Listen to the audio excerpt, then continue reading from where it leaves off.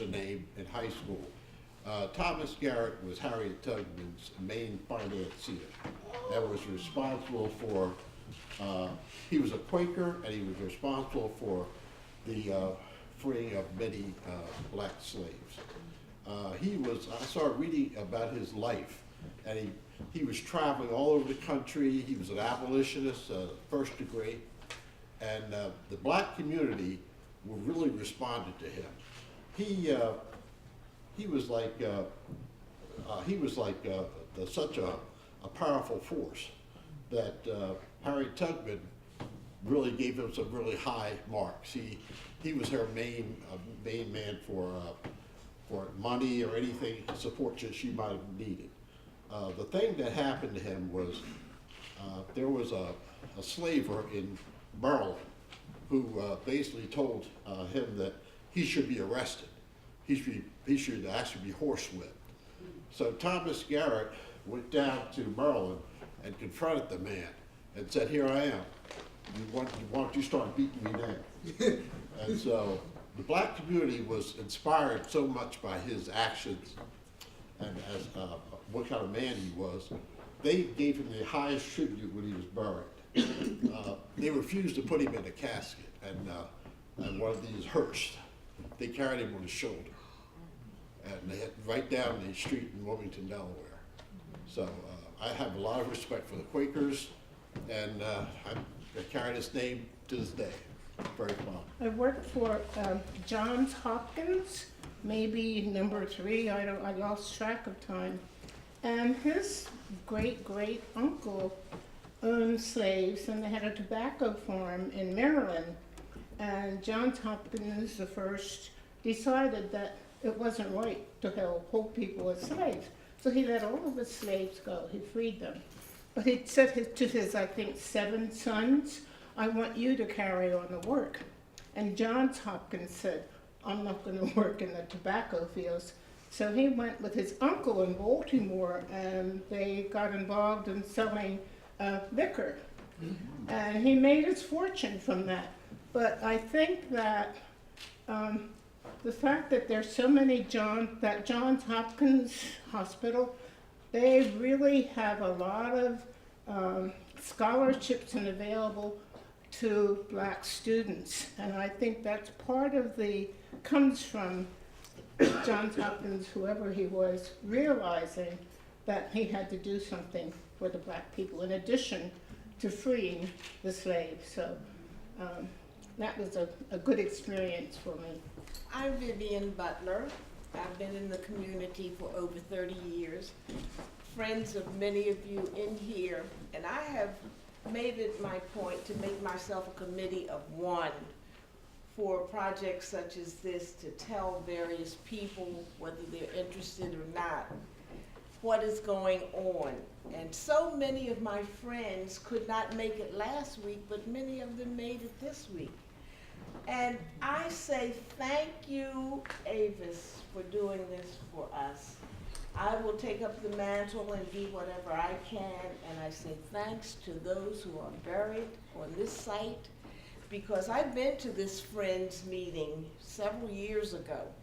When I was having a difficult time in my life, I visited all denominations, which was a blessing. And when I came here, I was sharing on the way in how moving it was at this service by people sharing in this manner. And it just meant everything to me. And I shall return whenever I can.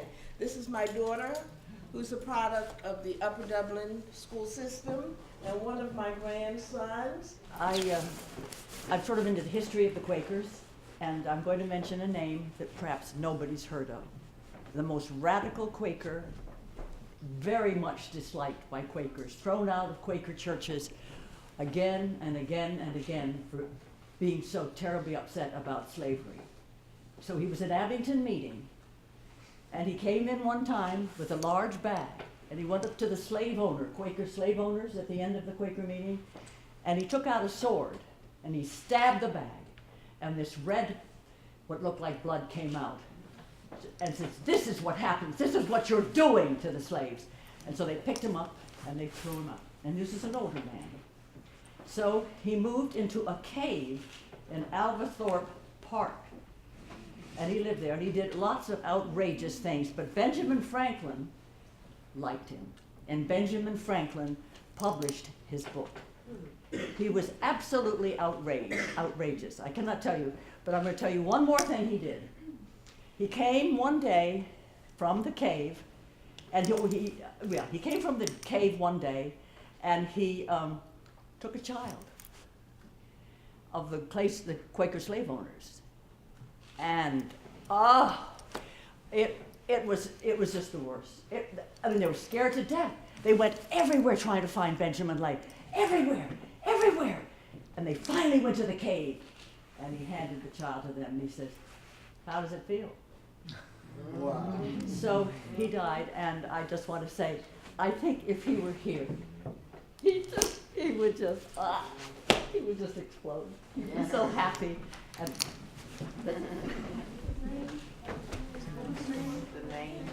What's the name of the fellow again?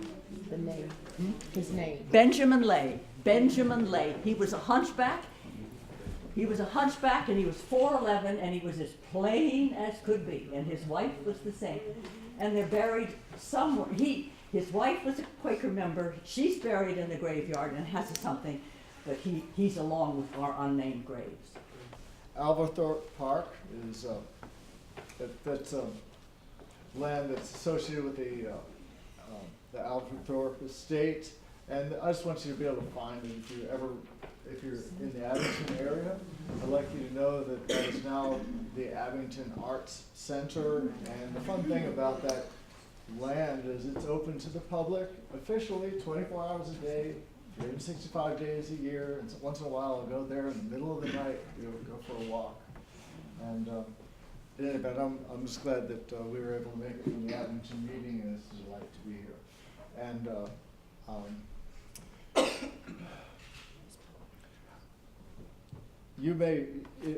reference is made to this before, but yes, it's true that by and large, people of color are not all that strongly represented at Quaker meetings, but it's a delight to be a minority here today, and I'm glad I'm here representing white folk. My name's Robin Young, and I'm from Westchester, Pennsylvania. And they call me the marker lady from where I come because I put up historical markers, and most of mine have been for Black history or women's history. There's 1,660 markers in the state, and there are only 60 for women's history. I don't know the total for Black history, but Dr. Charles Blockson, I don't know if you know of him. When I've gotten a few of my markers, he always calls me to congratulate me. So a friend of mine from Westchester told me about Avis last May, that she wanted to do something for this, and I was in the middle of other things, but I stopped because I thought it was important. Because I have researched Black history. I have friends in Coatesville who let me use their Black history libraries, and we put up a marker for the lynching of Zach Walker. It was a man that was lynched in Coatesville in 1911, which is really late for that shouldn't have been happening anyway, but anywhere. But we met a lot of resistance from the white community when we did that, and we got hate mail from the KKK, and the Inquirer, Philadelphia Inquirer, got hate mail for us putting up a marker. And there were bets in the neighborhood that that marker wouldn't be up long, that someone would throw white paint on it, and all kinds of things. And I lived out in the country by myself. And I worked for lawyers my whole life. I'm a paralegal.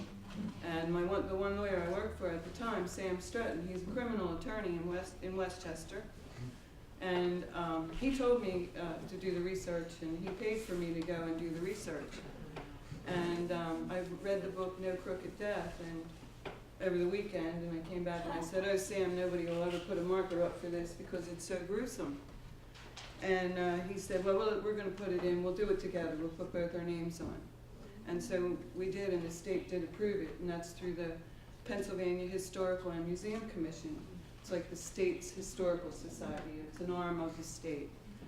And you put in a marker proposal, and the person has to be deceased and has to be national significance. And you don't always get them. They've not approved some that I send. But, you know, Sam called me one night and he said, I don't want to scare you, but I want you to get some mace and start carrying it with you. You know, because we were targeted by the white community for what we did. And we were at a township meeting because when you get a marker put in, you have to go to the local municipality with the township supervisors.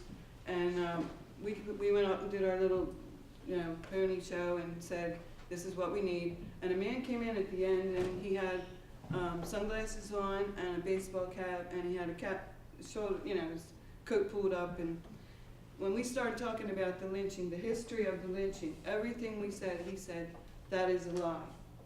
And when he ran out right afterwards, and Sam and I were scared. We went out and Sam said, did you get his license number? I said, no, I'm not going out there. You know, it was at night, and I wasn't going to run outside and chase some man.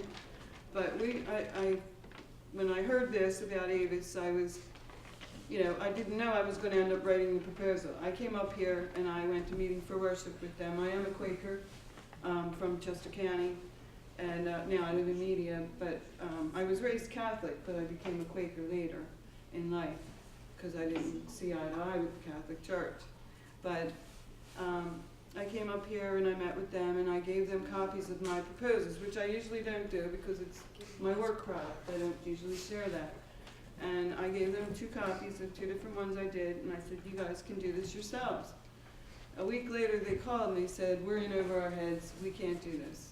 We'll pay you to do it. And I said, no, I don't, you guys are Quakers, I don't charge Quakers. So I ended up writing the proposal. And I had to educate myself really quickly on this event. And I didn't have access to the Montgomery County Historical Society, so I went, it was like, the deadline was December 1st, and it was Thanksgiving Eve, the night before Thanksgiving.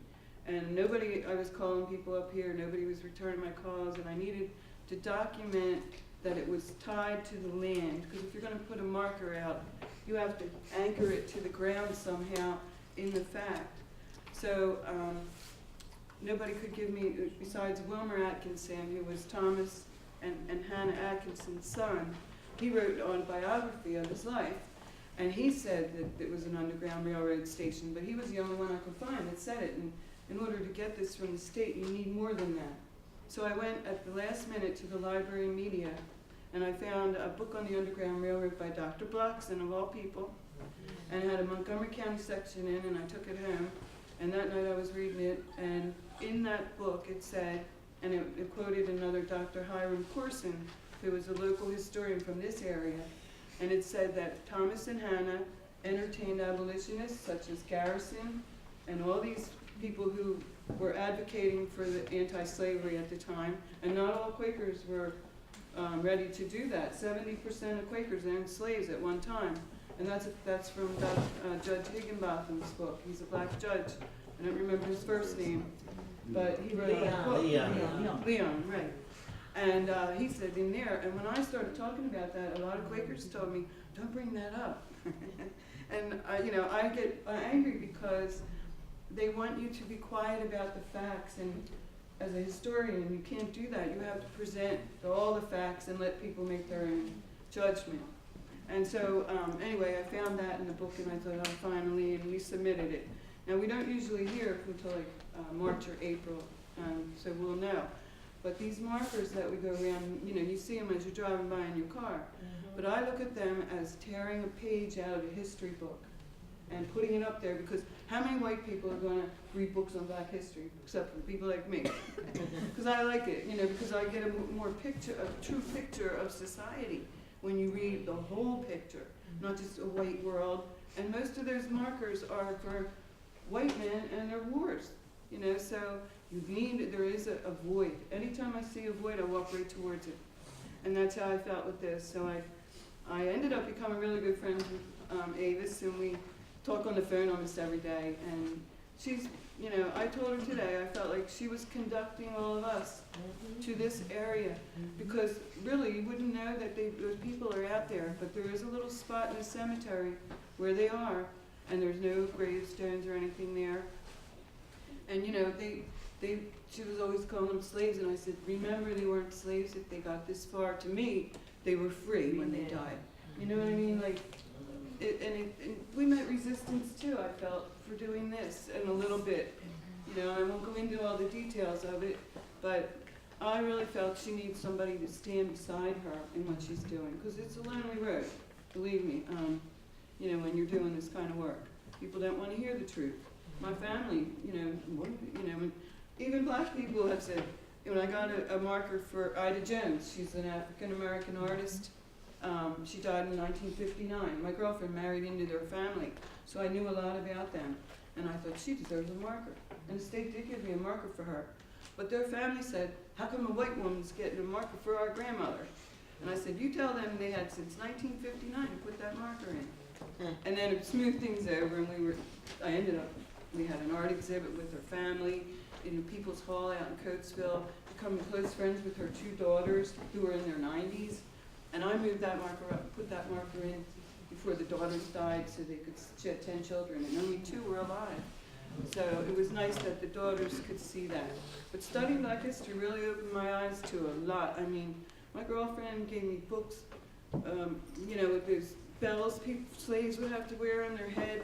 I would sit there reading this stuff and cry, because I thought, well, you could do this to people. I mean, you don't hear about it in white schools or anywhere. So what you were saying about the schools, you ladies here, I mean, I think that's wonderful. I mean, you have it right in your own backyard. You could have field trips. Thomas and Hannah Atkinson also gave out copies of Uncle Tom's Cabin. They raised things on their farm to sell at the anti-slavery farm in anti-slavery fair in Philadelphia every year. I mean, they worked hard, but I think, you know, a lot of African Americans, not all black people are African Americans. We've had that talk, because, you know, I know people that say, excuse me, but I'm not from Africa, but, you know, I'm black. So it did open a whole dialogue with me and my friends, I'll tell you, and I learned a lot. I really do need your help. I'm the only African American, born out of Little, I was a colored boy, but now African American, a person of color, one of these things. Just the members in my meeting didn't think it was so important that they went to the state and asked them, could they bury people on top of them, because they've been in there 150 years and they're not important and all that. And when I heard that, I just went ballistic inside my mind. And I need your help. I'm not playing, I'm not nothing. I need your help to preserve our ancestors' remains. And that is the real reason we are here today. I'm doing everything I can to protect them. Like Robin said, that marker. We did all the work for the marker, but it's going to go under Hannah Atkinson, because we couldn't find nothing about black people.